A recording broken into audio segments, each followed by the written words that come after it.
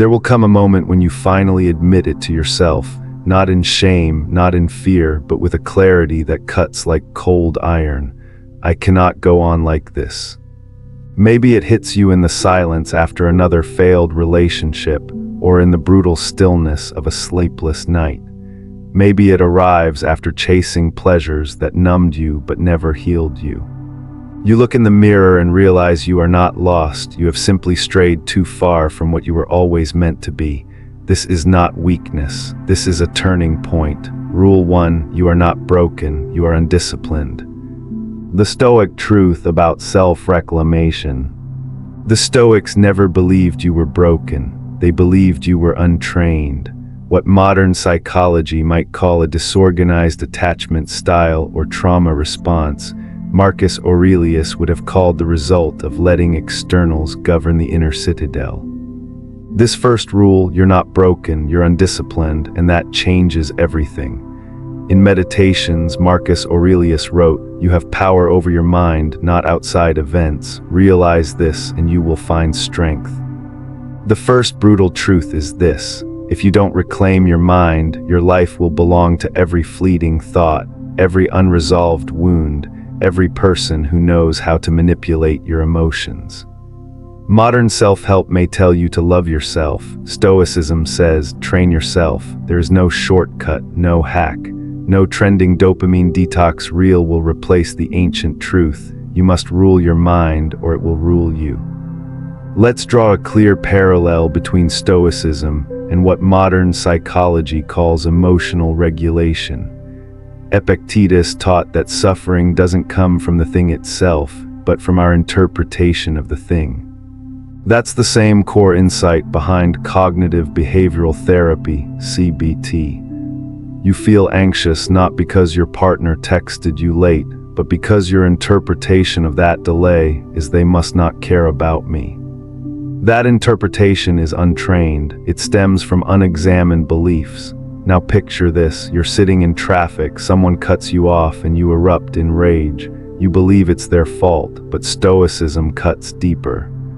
Why did you let a stranger's poor driving dictate your state of mind? Marcus Aurelius might ask, why do you hand over your peace so freely? Take David Goggins, former Navy SEAL turned ultramarathoner and self-mastery icon. Goggins often speaks about the calloused mind, the mental armor he forged through brutal discipline. He was abused, overweight, and depressed, but he didn't say, "I'm broken," he said, "I'm soft." And he set out to harden his mind through suffering, not to be cruel to himself, but to reclaim the parts of him that comfort and excuses had silenced. That's pure Stoicism. Seneca would have applauded. Difficulties strengthen the mind as labor does the body. Seneca. Let's bring it back to you. Maybe you keep ghosting people who care about you, or you stay in jobs that eat at your soul because the fear of change feels bigger than the pain of staying. These patterns aren't random, they're habits of interpretation, and interpretation is a skill you can retrain.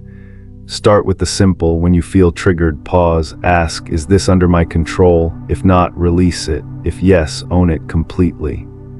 No more blaming your ex, no more blaming your childhood, no more blaming your boss. That doesn't mean those things didn't hurt you. It means they no longer get to own you. Try this today. At the start of your morning, before the phone, before the chaos, write down 3 things that are truly under your control. 1. Your response to stress. 2. Your ability to listen. 3. Your willingness to act with virtue. Then for each, set an intention. That's it. That's how training begins. One mental rep at a time. Remember, you don't need motivation, you need clarity.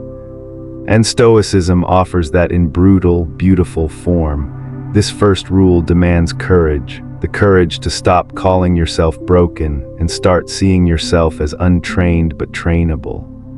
Your mind isn't your enemy, it's your battlefield. But if you commit to mastering it, everything else begins to fall into place. You don't fix your life by fixing everyone around you. You fix your life by fixing your relationship with your own mind. That's where Stoicism begins. Rule 2, embrace voluntary discomfort. Train your mind before life does. You've grown up in a world that promises comfort. From climate-controlled rooms to frictionless entertainment on demand, everything around you suggests that ease is the goal. But the Stoics warned, what coddles you will also crush you, and what hardens you when chosen can save you. This is why the Stoics taught the concept of voluntary discomfort. Seneca, in his letters, wrote, "Set aside a certain number of days, during which you shall be content with the scantiest and cheapest fare, with coarse and rough dress, saying to yourself the while, 'Is this the condition that I feared?'" This is not about punishment, it's not about martyrdom, it's about preemptive mental strength. You willingly enter discomfort, not because life is cruel, but because life is uncertain. And it's better to practice hunger than be destroyed by famine. When you sleep on the floor for a week, when you go for long walks instead of taking the car, when you deny yourself the third cup of coffee or fast from dopamine-rich distractions, you're doing what Marcus Aurelius did in the palace and what Epictetus did in slavery. Training your mind for life's volatility, it's not enough to think stoically, you must live stoically, and that means stress-testing your peace. The modern world tells you to chase comfort as a form of success. The Stoics say that's how you build dependence, and dependence breeds weakness. Let's take a modern example, David Goggins. A Navy SEAL turned ultramarathon runner, Goggins deliberately chases pain, not because he loves suffering, but because he knows who he becomes when he overcomes it. He calls it callousing the mind. Every time he chooses the harder path, he reminds himself that strength isn't forged in talk, it's built in silence, in sweat, in choosing discomfort when comfort is available. This isn't about becoming emotionless, it's about becoming unbreakable. And here's the paradox, voluntary discomfort builds inner serenity. The more you train your mind to go without, the less disturbed you are when life actually takes things from you. Because life will take things, health, status, money, even loved ones. But if you've trained under stoic conditions, by choosing simplicity, silence, even isolation, you won't break, you'll bend, you'll adapt. You'll carry on with the stillness of one who has rehearsed loss. Think about the average day. How often do you reach for your phone at the slightest hint of boredom? How often do you reward yourself for merely enduring the routine of life? What if instead you rewarded yourself for resisting ease? Epictetus told his students, difficulties show men what they are. But that's not just about surviving a crisis. It's about creating micro-challenges in your everyday life so that you're never entirely at the mercy of fate. So how can you start today? Go a full day without complaining about anything. Fast for 16 hours to feel what it's like to not be ruled by appetite. Sleep on the floor once a week to prove to your body that comfort is optional. Take cold showers not to feel pain, but to feel power. Every act of voluntary discomfort is a vote for your resilience. You're not proving something to others. You're programming your nervous system to trust you. This is also where Stoicism meets trauma recovery. When you reclaim your capacity to sit with discomfort, you begin to undo the narrative that pain is unsafe. You transform it into training.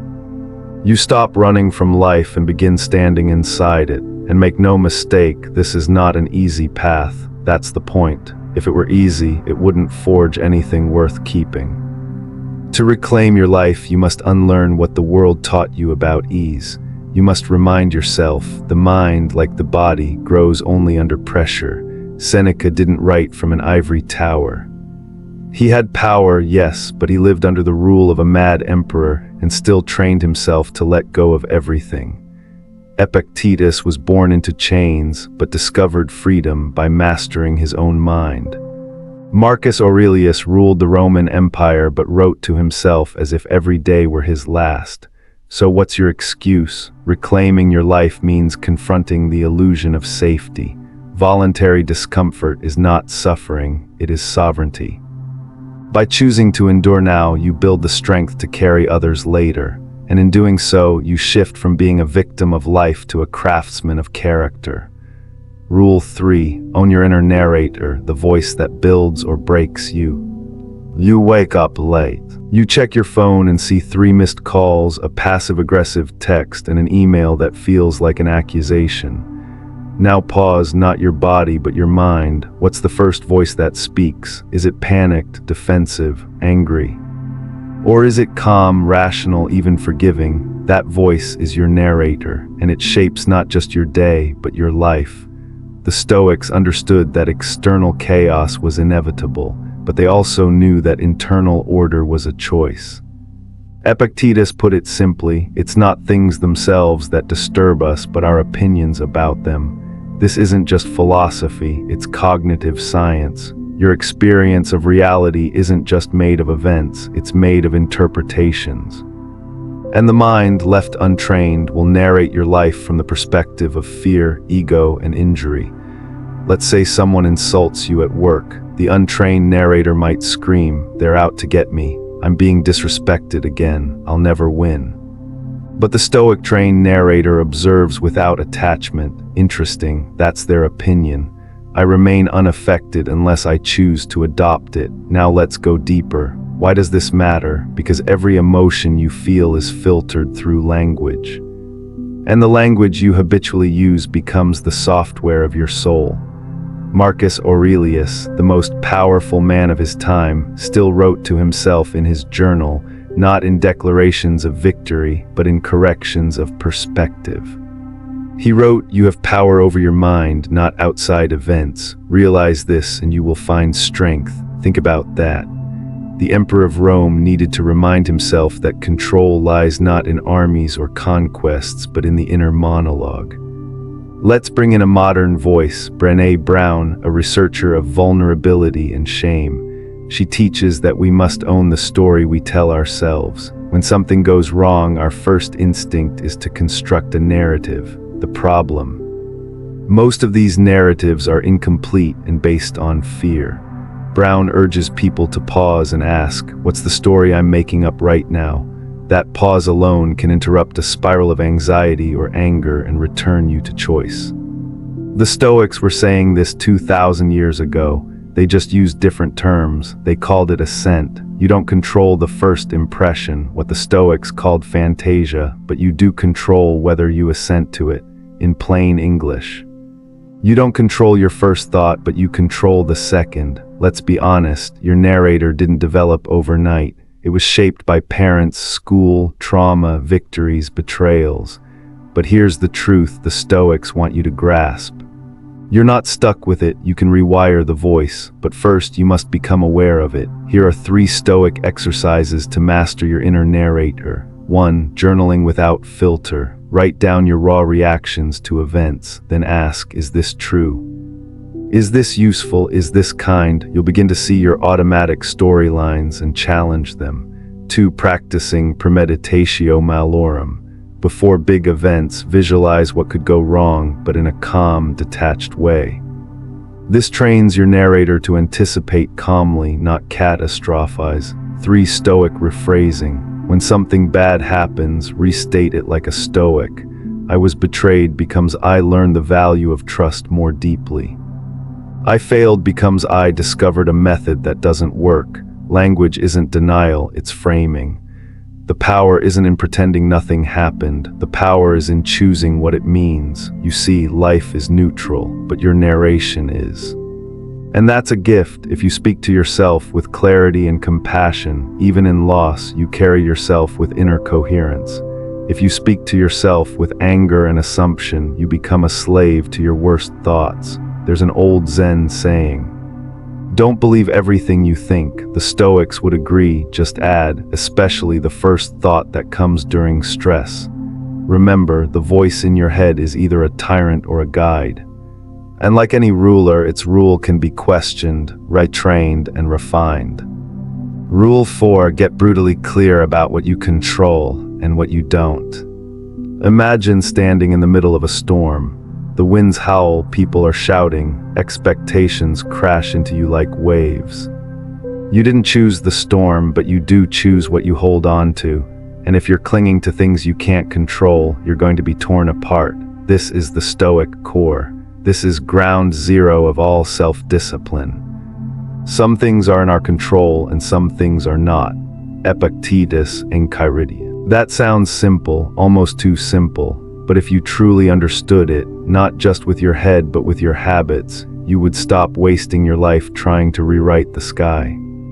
Let's break it down. What can you control? Your actions, your judgment, your effort, your value, your responses. What can't you control? Other people's opinions, the past, your genetics, the weather, whether the world gives you what you deserve. Yet where do most people put their energy? In arguments they can't win, in resentment over what's already happened, in comparisons, complaints, or convincing others to see things their way. The Stoics called this madness, because what you give your attention to, you give your power to. Let's get practical. Say you're working hard and your boss still criticizes you unfairly. You have two choices. 1, try to control their reaction, which is futile. 2, control your own, refine your work, stand by your integrity, respond with calm. Option 1 leads to rage or despair. Option 2 builds character or take relationships. You can't control if someone loves you back, stays loyal, or apologizes, but you can control how you love, how you set boundaries, how you leave with dignity when necessary. The goal isn't detachment from life, it's detachment from illusion.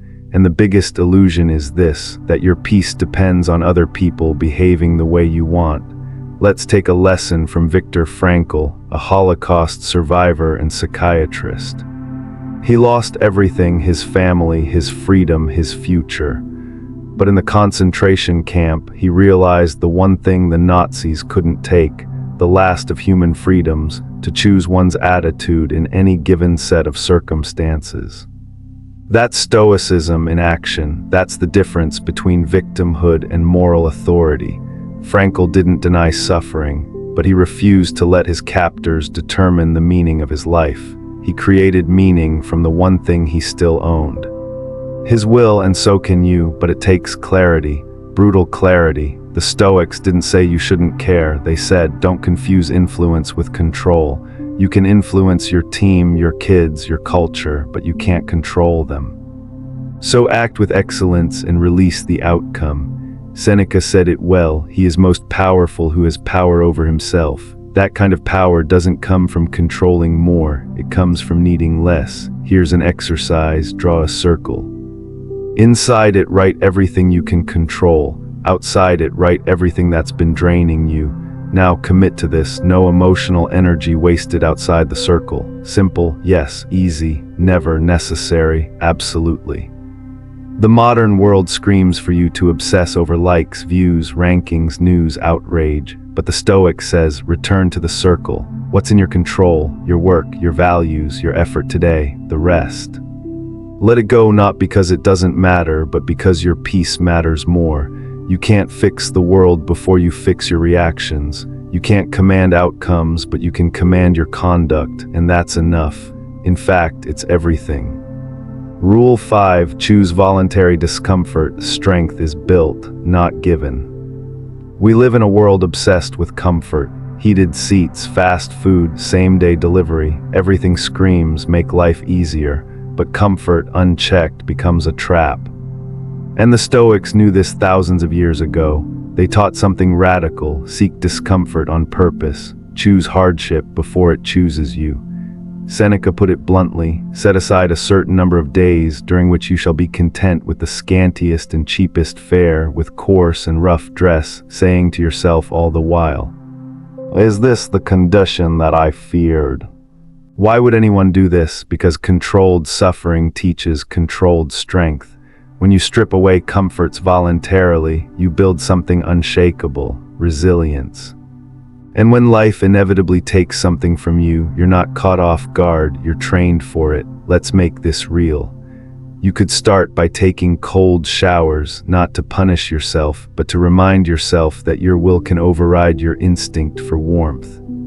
You could skip a meal not for aesthetics, but for spiritual discipline. You could walk instead of drive, sleep on the floor for a night, disconnect from your phone, fast from luxury.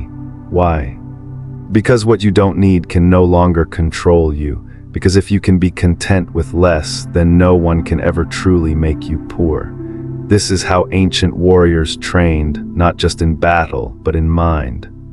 And modern life is its own battlefield. Emotional reactivity, mental fragility, dopamine overload, these are today's silent killers. The antidote is deliberate hardship. Let's take a powerful example from today, David Goggins. He wasn't born tough, he was overweight, abused, depressed, but he rebuilt himself by doing the things that broke most people, running in the freezing rain, waking at 4 a.m. for brutal workouts, embracing the voice that said quit and responding, not today. He called it callousing the mind. That's pure stoicism. He didn't wait for life to force him into pain, he trained inside it on purpose, because every voluntary challenge makes involuntary suffering easier to bear. It's not just physical either. You can train discomfort emotionally. Have the uncomfortable conversation. Own your mistakes before someone points them out. Sit with shame without numbing it. Speak truth even when it costs you popularity. These are stoic reps.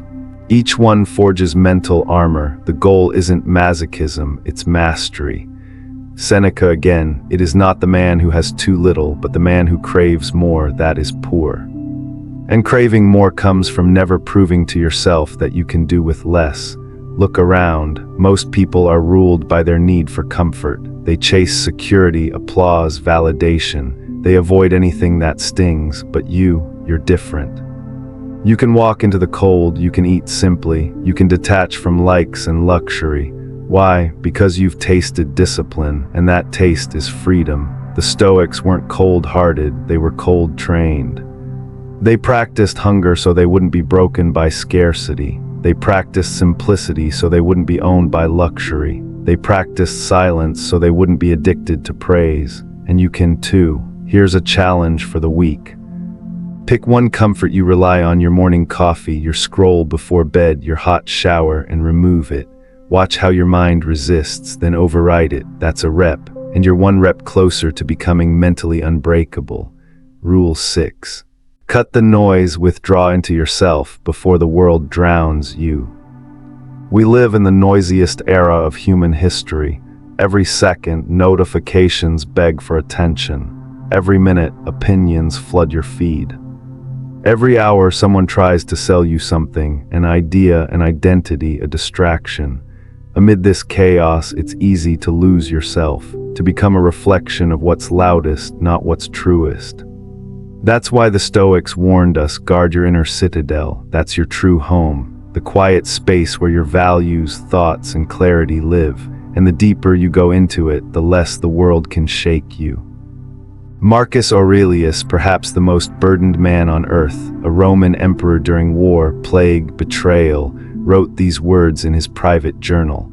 People try to get away from it all, to the country, to the beach, to the mountains.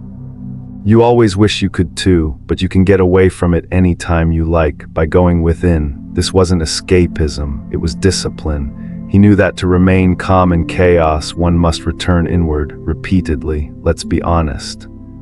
Today's distractions are a form of spiritual violence, not because they're evil, but because they are relentless. They fragment your attention, weaken your focus, and ultimately hijack your identity. So how do you fight back? Withdrawal. Not forever, but regularly, intentionally. You step out of the algorithm and into awareness. You close the tab, silence the feed, and listen to your breath. You journal. You go for a walk without headphones. You reintroduce silence to your nervous system, because silence isn't emptiness, it's clarity, and clarity is power. Think about this: the greatest minds in history, Marcus Aurelius, Seneca, Epictetus, they all practiced daily solitude. Not luxury vacations, just small, structured moments of stillness. Why? Because wisdom doesn't yell, it whispers, and you'll only hear it if you're quiet long enough. Let's take a modern parallel: Naval Ravikant, entrepreneur and philosopher. Despite millions of followers, he's known for long bouts of digital silence. He says, "A calm mind, a fit body, and a house full of love, these things can't be bought, they must be earned." And calm is earned through withdrawal from noise, drama, consumption, status, games. He reads deeply, walks daily, and writes privately.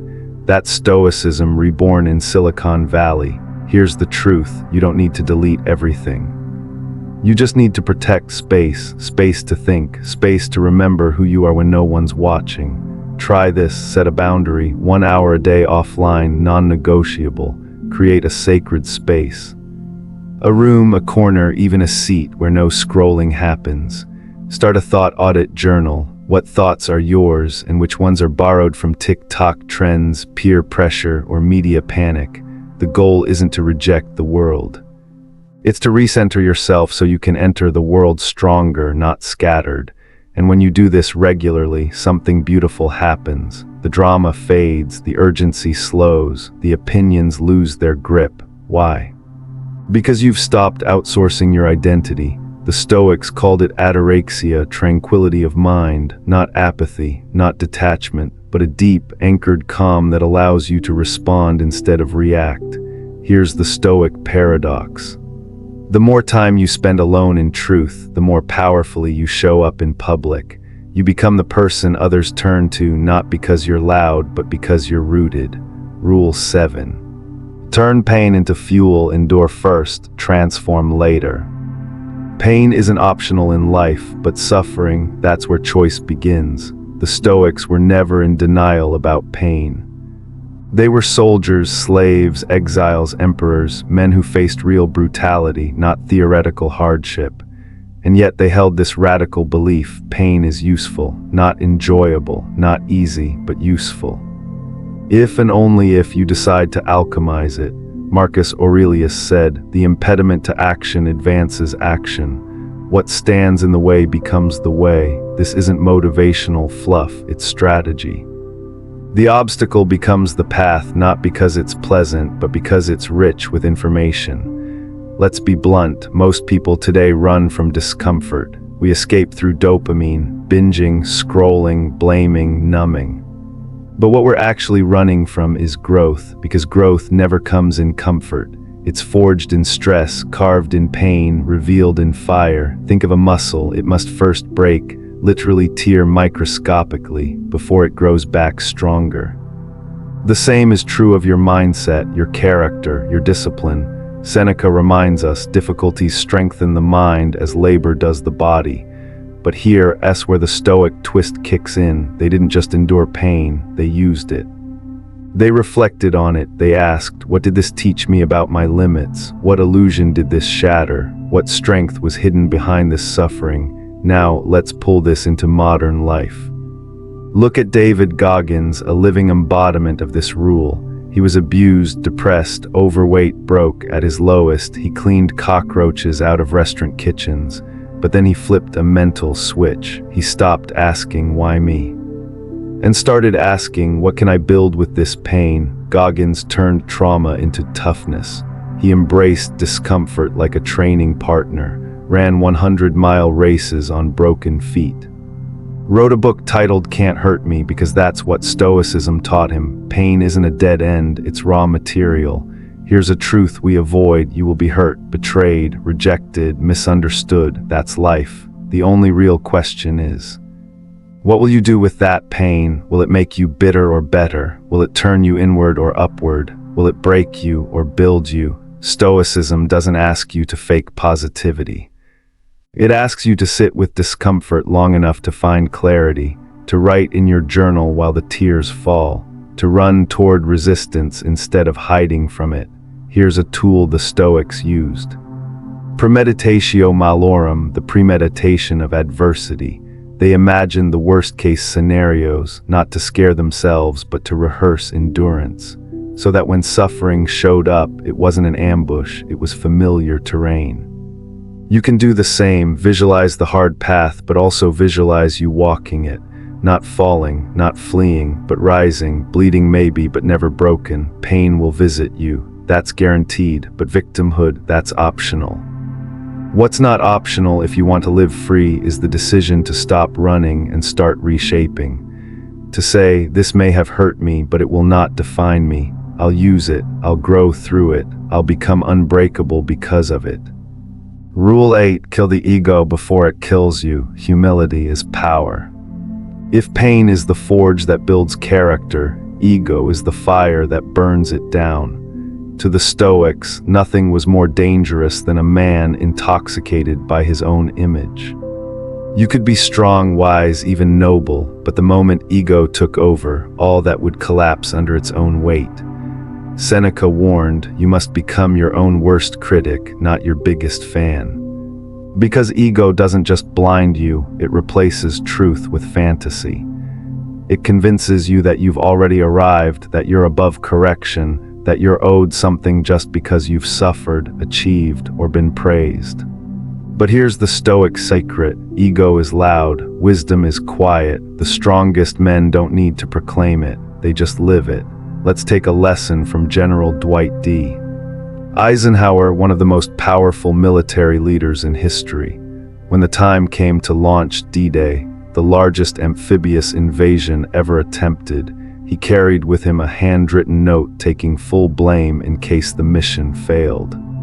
No excuses, no finger-pointing, just ownership. That's Stoicism in action. Humility isn't weakness, it's control. Control over the need to be right. Control over the craving for validation.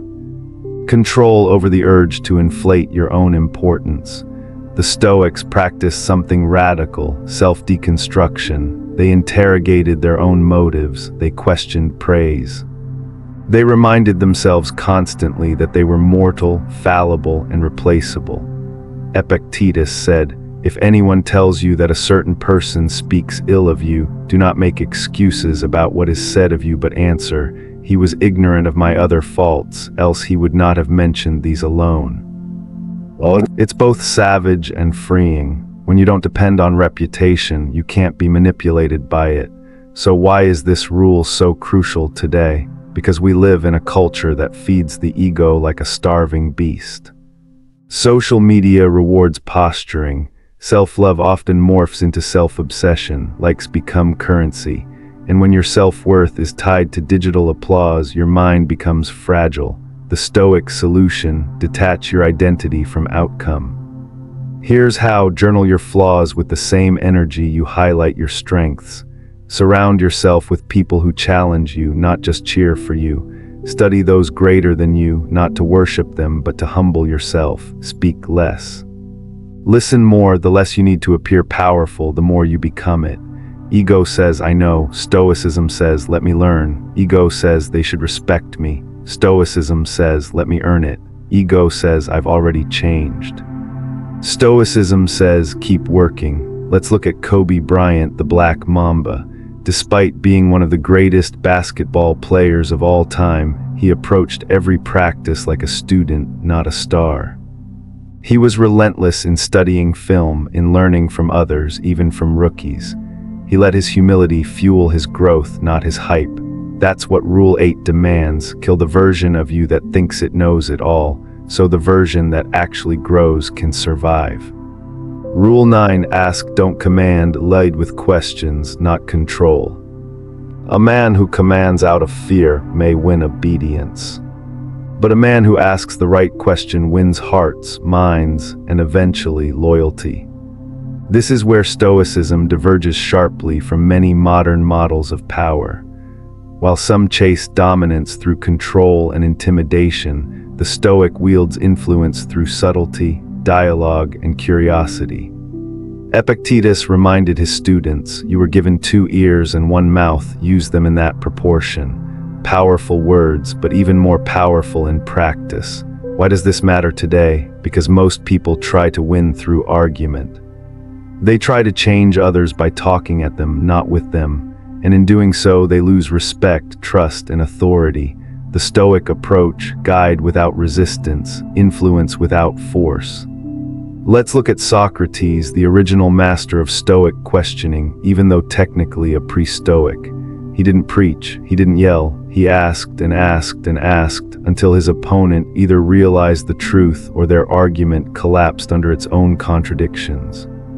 This method was adopted by Marcus Aurelius in his private reflections, where instead of writing declarations, he asked himself questions constantly. Am I reacting to truth or emotion? Is this within my control?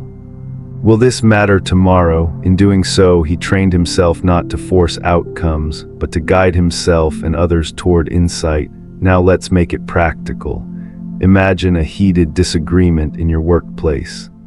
Most people respond by defending themselves, trying to control the room with louder words, firmer tones.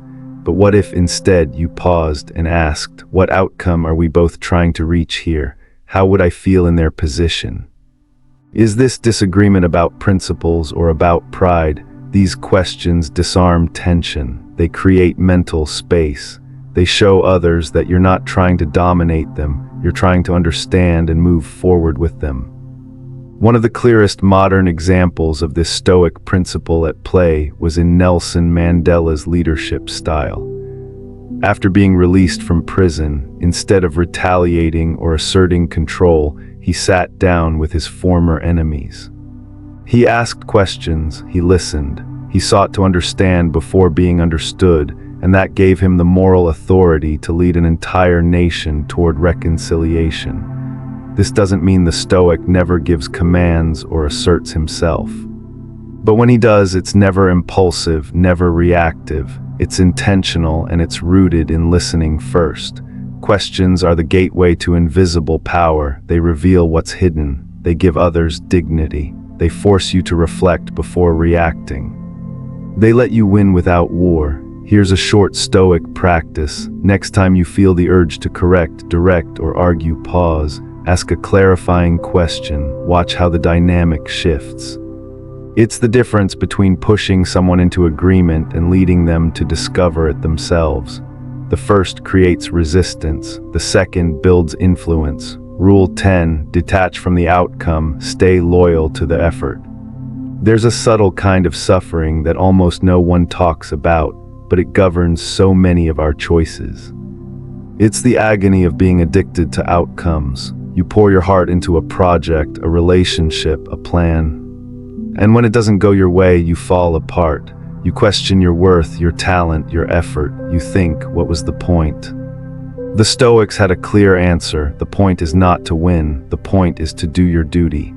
Marcus Aurelius wrote, do your duty. Let the outcome be what it will. The rest is not your concern. This isn't passivity, it's liberation. Because the moment you detach from results, you're free to give your best without fear. You're free to act with principle, not desperation. Let's get real. In modern society, we are constantly told, crush your goal, manifest your dreams, hustle until the reward comes. But Stoicism says, what if you gave everything and still didn't get the outcome you wanted? Would you crumble?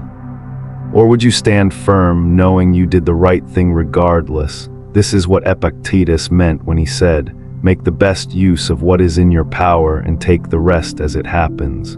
Because here's the truth. The outcome is never fully in your control. Only your preparation, your mindset, your decisions, that's yours. The rest, wind, waves, time, other people, and no amount of desire will change that. Take Serena Williams, for example. One of the greatest athletes in history. Even at the top of her game, she still lost matches she was expected to win.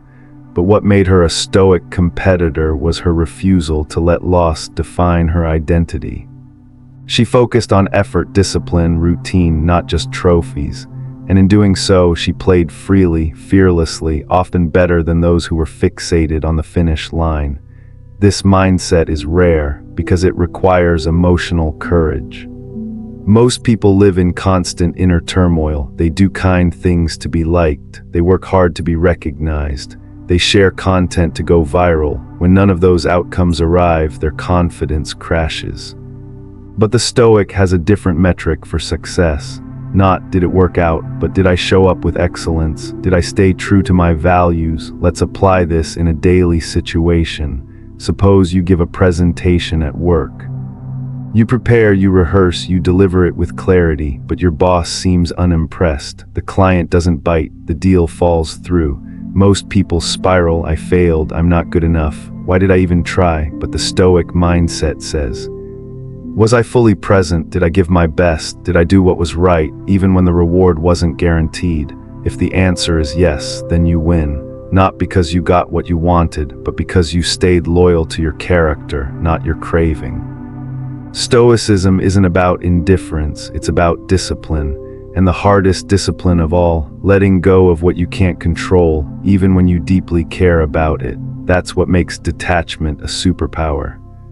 It protects your inner peace from the chaos of the world.